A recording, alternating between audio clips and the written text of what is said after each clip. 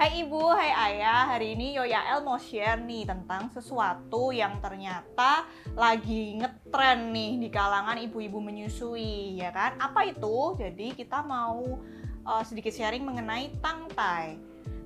Apa sih itu tangtai? Tang dari bahasa Inggris adalah lidah, tai adalah tali. Jadi kalau tangtai artinya tali lidah. Itu secara harafiah diterjemahkan. Jadi ternyata tangtai itu adalah sesuatu yang biasa sekali terjadi di dunia. Nah, sebiasa apakah itu? Jadi pernah nggak ibu dan ayah mendengarkan orang-orang yang cadel atau pelo? Tidak bisa bilang R atau tidak bisa bilang sesuatu ya. Nah, itu adalah tangtai sebenarnya. Nah, ternyata sebenarnya tangtai ini kenapa sih kok penting harus kita bicarakan? Karena ternyata jadi dari seluruh dunia yang memiliki tangtai, 10%-nya mungkin bisa mengakibatkan kesulitan ketika menyusui. Kesulitannya seperti apa sih, Dok? 1, biasanya ibu akan mengeluhkan, puting saya ini lecet, Dok, padahal posisi pelekatan udah dibenerin terus. Pelekatannya juga kayaknya udah bener sih, Dok. Tapi saya selalu lecet putingnya. Ada apa nih? Kemudian gejala kedua yang sering dikeluhkan adalah, dok, saya tuh posisi pelekatan udah dibenerin terus-terusan, tapi anak saya itu kalau nyusuin nggak selesai-selesai, dok. Kayak sejam 2 jam tuh nggak mau selesai, bener-bener selalu nempel sama saya nggak bisa mandi, saya nggak bisa ngapa-ngapain.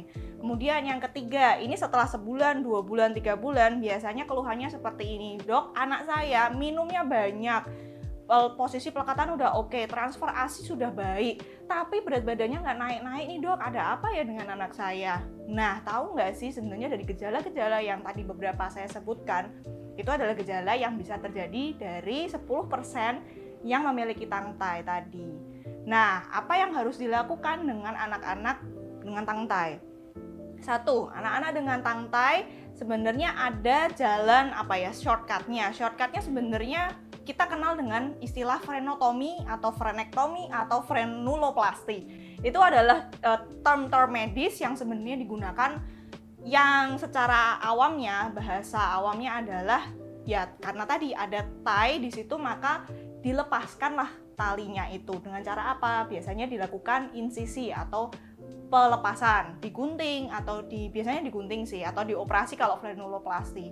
Tapi kan itu sesuatu yang rada kejam ya. Mungkin beberapa ibu akan terkejut kalau mengetahui solusi dari tangtai adalah harus dilakukan insisi pada bayi kecilnya.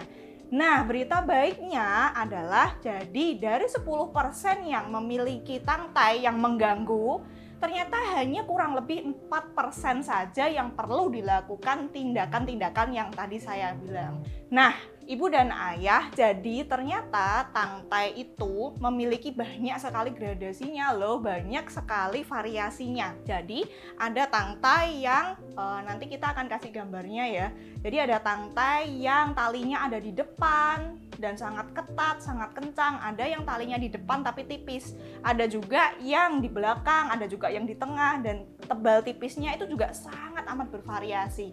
Tapi itu semua variasi itu tidak menunjukkan suatu berat ringannya gejala yang bisa dibawa oleh tangtai itu sendiri.